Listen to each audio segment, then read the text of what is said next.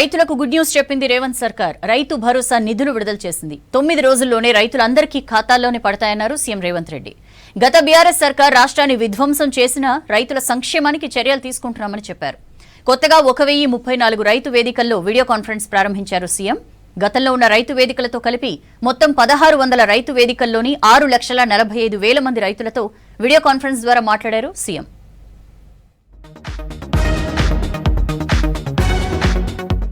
వ్యవసాయం దండగ కాదు పండగ అని నిరూపిస్తున్నామన్నారు సీఎం రేవంత్ రెడ్డి. గత పాలకులు వరి వేస్తే ఉరేనని బెదిరించారని విమర్శించారు. హైదరాబాద్ రాజేంద్ర నగర్ వ్యవసాయ విశ్వవిద్యాలయంలో రైతు నేస్తం కార్యక్రమాన్ని ప్రారంభించారు సీఎం రేవంత్. ఇదే వేదికపై నుంచి రైతు భరోసా నిధులను మీట నొక్కి విడుదల చేశారు ముఖ్యమంత్రి. ఆనాడు అసెంబ్లీ సాక్షిగా ఆనాటి పెద్ద ఆయన చెప్పిండు, మేమేం సత్రం నడపలేమీడ, రైతులకు మేము పండించిన పంట కొనాలంటే 7,000 కోట్ల రూపాయల నష్టం వచ్చింది, మేమెందుకు కొంటాం, ఓరేసుకుంటే మీరు ఉరేసుకున్నట్టే ఆనాడు చెప్పిన మాట వాస్తవం కాదా? ఈ రోజు కనీసం మద్దతు ధర అందించి రైతు పండించిన పంట కొనుగోలు చేసే బాధ్యత మాది అని చెప్పి ఈ రోజు కాంగ్రెస్ ప్రభుత్వం మీ ముందు నిలబడి మొదటి విడతగా పంట కొనుగోలు చేసినాం. సన్న వడ్లకు 500 రూపాయలు బోనస్ ఇస్తున్నామన్నారు సీఎం రేవంత్ రెడ్డి. రేషన్ షాపుల్లో సన్న బియ్యం ఇచ్చి పేదల కడుపు నింపుతున్నామని చెప్పారు. రైతులు పంట మార్పిడి చేయాలని సూచించారు. పండించిన ప్రతి గింజ కొంటామని హామీ ఇచ్చారు సీఎం. సన్న వడ్లు పండిస్తే 500 రూపాయల బోనస్ ఇచ్చి ఆ వడ్లను కొంటాము, మాది బాధ్యత అని అంటే నమ్మకంగా విశ్వాసంగా తెలంగాణ రాష్ట్రంలో పండించిన పంటలో 60% పోయినసారి సన్న వడ్లు మీరు పండిస్తే ఆ సన్న వడ్లను కొన్ని సన్న బియ్యం చేసి ఇవాళ పేదోళ్లకు సన్న బియ్యం రేషన్ షాపులలో పంచుతున్న మాట వాస్తవం కాదా? 10 ఏళ్ల పాలనలో బీఆర్ఎస్ సర్కార్ చేసిన విధ్వంసం కోలుకోలేనిదన్నారు రేవంత్ రెడ్డి. కాంట్రాక్టర్లు, సర్పంచులు బిల్లులు పెండింగ్ లో పెట్టారని, షాదీ ముబారక్ పైసలు కూడా ఇవ్వలేదన్నారు. ఆర్థికంగా ఇబ్బందులు ఉన్నా రైతు సంక్షేమానికి చర్యలు తీసుకుంటున్నామని, పథకాలు అమలు చేస్తున్నామని చెప్పారు సీఎం. 10 సంవత్సరాలలో ఆనాడు వాళ్ళు చేసిన విధ్వంసం 100 సంవత్సరాలైనా కోలుకోలేని పరిస్థితికి తెలంగాణ రాష్ట్రాన్ని నెట్టేసింది. ఆనాడు ఫీజు రియంబర్స్మెంట్ కావచ్చు, రైతు రుణమాఫీ కావచ్చు, రైతుల గిట్టుబాటు ధర కావచ్చు, ఏ విషయంలో అయినా ఆనాడు తెలంగాణ రాష్ట్రంలో ఆర్థిక విధ్వంసానికి పాల్పడి తెలంగాణ రాష్ట్రాన్ని దిగజారిన ఆర్థిక వ్యవస్థను ఆనాడు మాకు అందించిండ్రు. పండించే ప్రతి ఎకరాకు రైతు భరోసా అందిస్తామన్నారు డిప్యూటీ సీఎం భట్టి విక్రమార్క. రైతుల కోసం ప్రతి ఏడాది 70,000 కోట్లు ఖర్చు చేస్తున్నామని తెలిపారు. హైదరాబాద్ రాజేంద్ర నగర్ వ్యవసాయ వర్సిటీలో రైతు నేస్తం ప్రోగ్రాంలో సీఎం రేవంత్ రెడ్డితో పాటు మంత్రులు పాల్గొన్నారు. రైతును రాజును చేయడమే లక్ష్యమన్నారు మంత్రులు. ప్రభుత్వం పూర్తిగా రైతు పక్షపాతి ప్రభుత్వం. కాంగ్రెస్ అంటేనే వ్యవసాయం, కాంగ్రెస్ అంటేనే ఉచిత కరెంటు, కాంగ్రెస్ అంటేనే రుణమాఫీ, కాంగ్రెస్ అంటేనే మద్దతు ధర. బహుశా దేశ చరిత్రలో ఎవరు కూడా, ఏ రాష్ట్రం కూడా వచ్చిన 3-4 నెలల్లో ఆ యొక్క రాష్ట్రం దాదాపు 21,000 కోట్ల రూపాయలు రుణమాఫీ చేసిన చరిత్ర ఈ భారతదేశ చరిత్రలో ఏ రాష్ట్రంలో కూడా లేదు. ఒకే సంవత్సర కాలంలో 70,000 కోట్ల రూపాయలు ఖర్చు చేసినటువంటి ఏకైక ప్రభుత్వం భారతదేశంలో రేవంత్ రెడ్డి గారి ప్రభుత్వం అని చెప్పి రాష్ట్ర రైతాంగానికి, దేశానికి కూడా విజ్ఞప్తి చేయదలుచుకుంది. ఒకప్పుడు మన్మోహన్ సింగ్ గారు, రాజశేఖర రెడ్డి గారి ఆధ్వర్యంలో కేవలం దేశాన్ని మొత్తానికి 70,000 కోట్లు ఇస్తే మన ముఖ్యమంత్రి, రైతాంగ ముఖ్యమంత్రి రైతుల కోసం 21,000 కోట్లు ఒకే పంట కాలంలో ఇచ్చినటువంటి ఏకైక ముఖ్యమంత్రి. చాలా సంతోషం. రైతుకు వ్యవసాయం పండగ అంటే ఏంటిదో మరి ఆనాడు వైఎస్ఆర్ గారి కాలం నుంచి ఈనాడు మన ముఖ్యమంత్రి గారు రేవంత్ రెడ్డి గారి కాలం వరకు కూడా రైతుల కళ్ళల్లో ఆనందం చూడాలన్నటువంటి లక్ష్యంతో ఈరోజు అనేక సంక్షేమ కార్యక్రమాలను చేపట్టడం జరిగింది. వీడియో కాన్ఫరెన్స్ తో పాటు సమావేశానికి వచ్చిన రైతుల నుంచి అభిప్రాయాలు సేకరించారు సీఎం. రాష్ట్రంలో వ్యవసాయ పరిస్థితులు, ప్రభుత్వం అమలు చేస్తున్న రైతు సంక్షేమ పథకాలపై ఆరా తీశారు. 3 రకాలు 4 రకాల కూరగాయలు పెడతాం. కాకర బీర పైకి పోతుంది, కింద టమాటా, వంకాయ, మిర్చి, అది 3-4 పంటలు పండించుకుంటాం ఒక ఎకరాల. లేబర్ ప్రాబ్లం ఎక్కువ ఉన్నందుకు మాకు మిషన్లు కావాలి. చిన్న పవర్ బిడాలు ఉంటే నేను ఒక 10 కొట్టుకుంటా, నా భార్య కలుపు తీసుకుంటా. తప్పకుండా వెంకటరమణ. రాష్ట్రంలో కొత్తగా 1034 రైతు వేదికల్లో వీడియో కాన్ఫరెన్స్ ప్రారంభించారు సీఎం. గతంలో ఉన్న రైతు వేదికలతో కలిపి మొత్తం 1600 రైతు వేదికల నుంచి 6,45,000 మంది రైతులతో వీడియో కాన్ఫరెన్స్ లో మాట్లాడారు. సన్నబడ్లకు బోనస్ ఇవ్వడంపై సంతోషం వ్యక్తం చేశారు రైతులు. తమ కోసం పథకాలు అమలు చేస్తున్నందుకు రేవంత్ సర్కార్కు కృతజ్ఞతలు తెలిపారు. రైతు భరోసా నిధుల విడుదల ప్రారంభమైంది. ఇవాళ 2 ఎకరాల వరకు భూమున్న రైతుల ఖాతాల్లో డబ్బులు జమయ్యాయి. రాష్ట్ర వ్యాప్తంగా 41,25,000 మంది రైతులకు 2,349 కోట్లు చెల్లించామని ప్రభుత్వం ప్రకటించింది. ఎకరాలతో సంబంధం లేకుండా రైతులు సాగు చేసిన భూములన్నింటికీ 9 రోజుల్లోనే రైతు భరోసా నిధులు ఇస్తామని తెలిపింది. రైతు భరోసా నిధుల విడుదల ప్రారంభమైంది. ఇవాళ 2 ఎకరాల వరకు భూమి ఉన్న రైతుల ఖాతాల్లో డబ్బులు జమయ్యాయి. రాష్ట్ర వ్యాప్తంగా 41,25,000 మంది రైతులకు 2,349 కోట్లు చెల్లించామని ప్రభుత్వం ప్రకటించింది. ఎకరాలతో సంబంధం లేకుండా రైతులు సాగు చేసిన భూములన్నింటికీ 9 రోజుల్లోనే రైతు భరోసా నిధులిస్తామని తెలిపింది.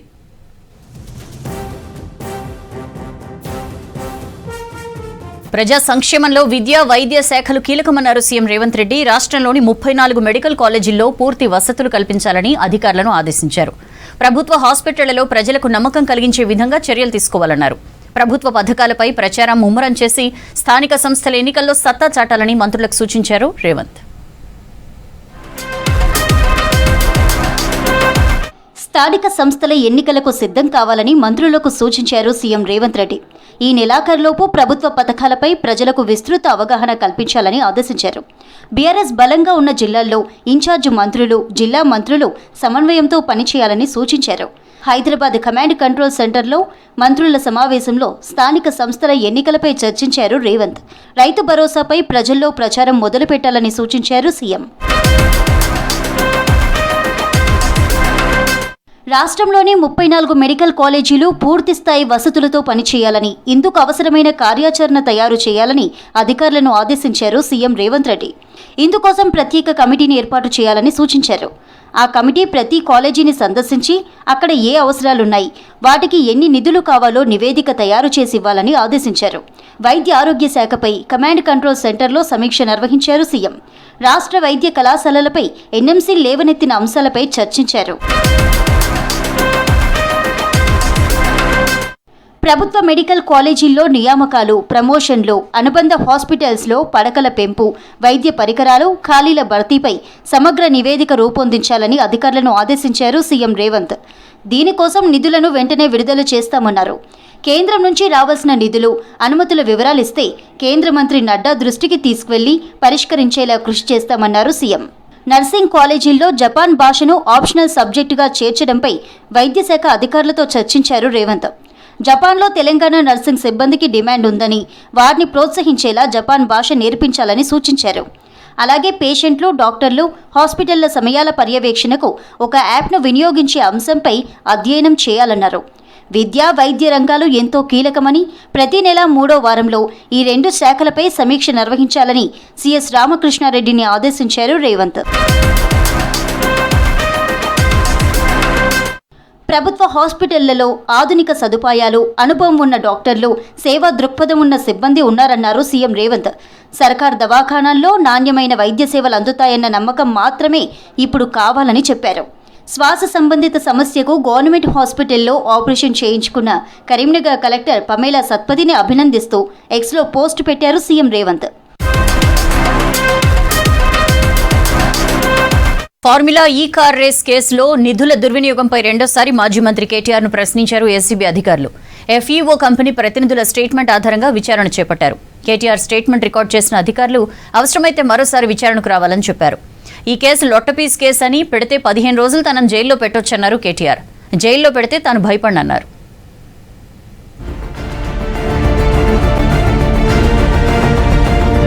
ఫార్ములా ఈ రేస్ కేసులో మాజీ మంత్రి కేటీఆర్ ని 8 గంటల పాటు ప్రశ్నించింది ఏసీబీ. ఈ రేస్ నిర్వహణలో జరిగిన 54,89,00,000 రూపాయల దుర్వినియోగంపై కేటీఆర్ ని ఆరా తీసింది. ఈ కేసులో ఇప్పటికే ఐఏఎస్ అధికారి అరవింద్, హెచ్ఎండిఏ మాజీ చీఫ్ ఇంజనీర్ బిఎల్ఎన్ రెడ్డిని విచారించారు అధికారులు. ఈ రేసు సంస్థ ప్రతినిధులతో పాటు గ్రీన్కో కంపెనీ ఎండీ అనిల్ కుమార్ ని కూడా ప్రశ్నించారు. వారి వాంగ్మూలం ఆధారంగా కేటీఆర్ ని ఇంట్రోగేషన్ చేశారు ఏసీబీ అధికారులు. ప్రధానంగా హెచ్ఎండిఏ నిధుల దుర్వినియోగంపై ఆరా తీశారు. కేటీఆర్ వాంగ్మూలం రికార్డు చేసిన అధికారులు అవసరమైతే మరోసారి విచారణకు రావాలని చెప్పారు. ఈ రేసు కేసులో నిధుల దుర్వినియోగంపై ఎంఏయూడీ ప్రధాన కార్యదర్శి తానకిషోర్ గత ఏడాది అక్టోబర్లో ఏసీబీకి ఫిర్యాదు చేశారు. కేబినెట్ నుంచి ఆర్థిక శాఖ నుంచి అనుమతి లేకుండా నిధులు చెల్లించారని తెలిపారు. ఈ కంప్లైంట్పై కేసు నమోదు చేసిన ఏసీబీ కేటీఆర్ని 2 సార్లు ప్రశ్నించింది. ఇవాంటి విచారణలో ప్రధానంగా ఎఫ్ఈఓకు డబ్బులు చెల్లింపులో ఎందుకు నిబంధనలు పాటించలేదు, రేస్ నిర్వహణలో త్రైపాక్షిక అగ్రిమెంట్ ఎందుకు జరిగింది, ఇందులో ఏస్ నెక్స్ట్ జెన్ కంపెనీని ఎందుకు చేర్చారు, ఎంత ఆదాయం వచ్చింది, ఆ కంపెనీని చేర్చుకోవడంలో క్విడ్ ప్రోకో జరిగిందా, తెలంగాణ బ్రాండ్ ఇమేజ్ అని చెప్తూ తెలంగాణ కంపెనీలకు కాకుండా వేరే కంపెనీతో ఎందుకు ఒప్పందం చేసుకున్నారని ప్రశ్నించినట్లు తెలిసింది. ఈ రేసు కేసు లొట్టపీసు కేసు అన్నారు కేటీఆర్. మళ్లీ చెప్తున్నా ఇది లొట్టపీసు కేసేనని, పెడితే 15 రోజుల్లో తనను జైల్లో పెట్టొచ్చని తెలిపారు. తనను అరెస్టు చేయాలని ఆదేశాలు వస్తే చేసుకోవచ్చని అధికారులకు చెప్పానన్నారు. జైల్లో పెడితే తాను భయపడనన్నారు కేటీఆర్. ఏంటి అంటే ఫైల్ ఇటు పోయిందా, ఇటుకెళ్ళి పోయిందా, నువ్వు కుడి చేతులకి వెళ్ళిచ్చినావా పైసలు, ఎడమ చేతులకి వెళ్ళిచ్చినావా పైసలు అని చెప్పి పనికిమాలిన ప్రశ్నలు తప్ప, చిట్నాయుడు రాసిచ్చి పంపిన ప్రశ్నలు తప్ప. అందుకే నేను మొన్న చెప్పినా మళ్ళీ చెప్తున్నా, ఇది లొట్టపీస్ కేసు, ఇది ఒక లొట్టపీస్ ముఖ్యమంత్రి. ఏది కాదు వీళ్ళతో ఏం చేయరాదు, పరిపాలన చేత కాదు, ప్రజలకు ఇచ్చిన హామీలు నెరవేర్చే దమ్ము లేదు. అందుకే దద్దమ్మ రాజకీయంతో ఇవాళ తప్పించుకునే ప్రయత్నం చేస్తా ఉన్నారు. మొన్ననే మన నాయకుడు పెద్దలు తెలంగాణ సాధించిన నాయకుడు కేసీఆర్ గారిని కమిషన్ ముందుకు పిలిచాడు, అంతకుముందు హరీష్ రావు గారిని కమిషన్ ముందుకు పిలిచాడు. ఫార్ములా ఈ రేస్ కేసులో ₹1 అవినీతి జరగలేదన్నారు బీఆర్ఎస్ నేతలు. ప్రభుత్వం కావాలనే కక్షపూరితంగా వ్యవహరిస్తుందని ఆరోపించారు. మాజీ మంత్రి కేటీఆర్ పై విమర్శలు చేశారు కాంగ్రెస్ నేతలు. కేటీఆర్ కు జైలుకు వెళ్లాలని కుతూహలంగా ఉందని, జైలుకెళ్తే సీఎం అవుతానని కేటీఆర్ అనుకుంటున్నారని సెటైర్లు వేశారు. అరెస్టు కావాలనే కేటీఆర్ ఓవర్ యాక్టింగ్ చేస్తున్నారన్నారు. అవినీతి చేసిన వారికి శిక్ష తప్పదని, త్వరలోనే ఈ కార్ రేస్ కేసులో దోషులెవరో బయటపడతారన్నారు నేతలు.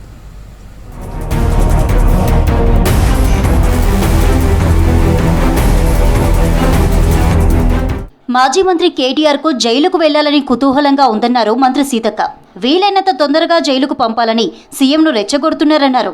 కేటీఆర్ కవిత మధ్య పోటీ ఉందని, కవితపై తాను వెనుకబడ్డాననే ఆలోచనతో జైలుకు వెళ్లడానికి కేటీఆర్ ప్లాన్లు చేస్తున్నారని విమర్శించారు సీతక్క.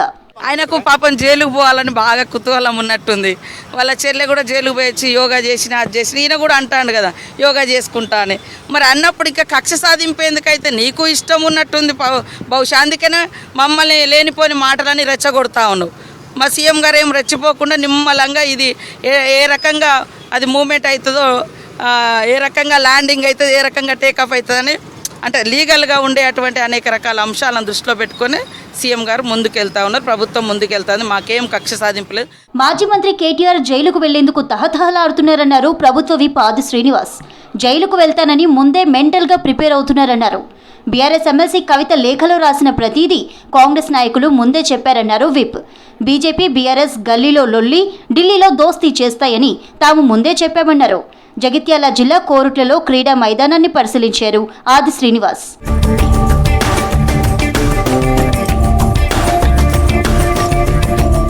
జైలుకు వెళ్తేనే సీఎం అవుతానని మాజీ మంత్రి కేటీఆర్ బలంగా నమ్ముతున్నారని విమర్శించారు ఎంపీ చామల కిరణ్. ఢిల్లీలో కవిత జైలుకు వెళ్ళిందని, అందుకే హైదరాబాద్లో తాను కూడా వెళ్లాలని కేటీఆర్ అనుకుంటున్నారని చెప్పారు. అరెస్ట్ కావాలనే కేటీఆర్ ఓవర్ యాక్టింగ్ చేస్తున్నారని విమర్శించారు చామల. ఈరోజు కేటీఆర్ గారు మరి ఇప్పుడు ట్రెండింగ్ నడుస్తున్నటువంటి భారతదేశంలో, ఎస్పెషల్లీ తెలుగు రాష్ట్రాలలో ఈ గత కొన్ని సంవత్సరాలుగా నడుస్తున్నటువంటి ట్రెండ్లో భాగస్వామ్యం తీసుకోవాలని తహతహలాడిపోతున్నట్టు మాత్రం డెఫినెట్గా కనపడుతుంది. సో ప్రతిసారి అరెస్ట్ అయిన వాళ్ళందరూ కూడా ముఖ్యమంత్రులు అవుతారేమోనన్న భ్రమలో కేటీఆర్ గారు ఓవర్ యాక్టింగ్ చేస్తున్నట్టు మాత్రం క్లియర్గా కనపడుతుంది. మాజీ మంత్రి కేటీఆర్ కేబినెట్ అనుమతి లేకుండా ఇష్టానుసారంగా విదేశీ కంపెనీలకు 55 కోట్లు చెల్లించారని ఆరోపించారు ఎమ్మెల్సీ బలమూరి వెంకట్. నిబంధనలు పాటించకుండా, ఆర్బీఐకి చెప్పకుండా డబ్బులు పంపించింది నిజం కాదా అని ప్రశ్నించారు. చట్టంపై గౌరవం ఉందంటూనే కేటీఆర్ సన్నాయి నొక్కులు నొక్కుతున్నారని విమర్శించారు బలమూరి. ఈ ఫార్ములా కార్ రేసింగ్ లో అస్తవ్యస్తంగా దాన్ని నిర్వహించి అడ్డంగా దొరికిపోయిన వ్యక్తివి నువ్వు. మంత్రివర్గ అనుమతి లేకుండా 55 కోట్లు విదేశీ కంపెనీకి పంపించింది నువ్వు. ఆర్బీఐ అనుమతి తీసుకోకుండా డబ్బు పంపించమని చెప్పింది నువ్వు. ఈరోజు దొంగ దొరికిపోయినాక నంగనాచి లెక్క మాటలు మాట్లాడుతున్నావు. ఫోన్ ట్యాపింగ్ కేసులో సాక్షిగా వాంగ్మూలం ఇవ్వనున్నారు పీసీసీ చీఫ్ మహేష్ కుమార్ గౌడ్. రేపు ఉదయం జూబ్లీహిల్స్ ఏసీపీ దగ్గర సాక్ష్యం చెప్పనున్నారు. అసెంబ్లీ ఎన్నికల టైంలో పీసీసీ వర్కింగ్ ప్రెసిడెంట్గా ఉన్న మహేష్ కుమార్ గౌడ్ ఫోన్ను అప్పటి బీఆర్ఎస్ సర్కార్ ట్యాప్ చేసిందన్న ఆరోపణలున్నాయి. పోలీసుల సూచన మేరకు ఈ కేసులో రేపు ఉదయం 11 గంటలకు పోలీసులకు తన వాంగ్మూలం ఇవ్వనున్నారు పీసీసీ చీఫ్. జూలై ఆగస్టు నెలలో ఎక్కువగా వర్షాలుంటాయన్నారు వాతావరణ శాఖ అధికారులు. జూన్ నెల లోటు వర్షపాతంతో ముగియనుందని తెలిపారు. తెలంగాణలో రానున్న 3 రోజులు తేలికపాటి నుంచి మోస్తరు వర్షాలకు ఛాన్స్ ఉందన్నారు. ఉరుములు మెరుపులతో పాటు భారీ ఈదురుగాలులతో వర్షాలు పడే అవకాశం ఉందన్నారు. వర్షాల పట్ల లోతట్టు ప్రాంత ప్రజలు అప్రమత్తంగా ఉండాలన్నారు వెదర్ ఆఫీసర్స్. జూన్ నెల లోటు వర్షపాతంతో ముగియనుందని అన్నారు వాతావరణ శాఖ అధికారి ధర్మరాజు. రాష్ట్రంలో జూన్ 16 వరకు 6 సెంటీమీటర్ల వర్షం కురవాల్సి ఉండగా 4 సెంటీమీటర్ల వర్షపాతమే నమోదైందని తెలిపారు.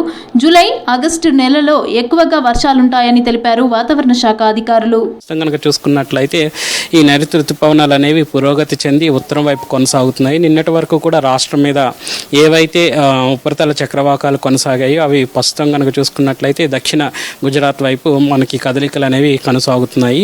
సో దానివల్ల మనకి రాష్ట్రంలో రాగల 4 రోజులు కూడా కొంచెం మందకోడి వాతావరణంతో పాటు అక్కడక్కడ తేలికపాటి వర్షం అనేది నమోదయ్యే అవకాశం అయితే కనిపిస్తుంది. తెలంగాణలో 3 రోజుల పాటు తేలికపాటి నుంచి మోస్తారు వర్షాలకు ఛాన్స్ ఉందని అన్నారు వాతావరణ శాఖ అధికారులు.